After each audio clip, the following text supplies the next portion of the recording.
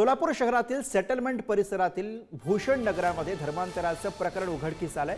रवी father या 55 वर्षीय व्यक्तीनं महिलांना आर्थिक आमिष दाखवत ख्रिश्चन धर्म स्वीकारण्यास भाग पाडल्याचा गंभीर आरोप करण्यात आलेला आहे। फादर विरोधात सलगर वस्ती पोलीस ठाण्यामध्ये गुन्हा दाखल करण्यात आलाय। आरोपी फादर रवी यानं आपल्या राहत्या घरासमोर पत्र्याच्या शेडमध्ये बेकायदेशीर चर्च उभारला होता।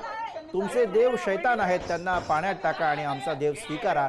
धर्म परिवर्तन केल्यास प्रत्येकीला 10,000 रुपये दिले जातील असंही या फादरनं म्हटलेलं होतं।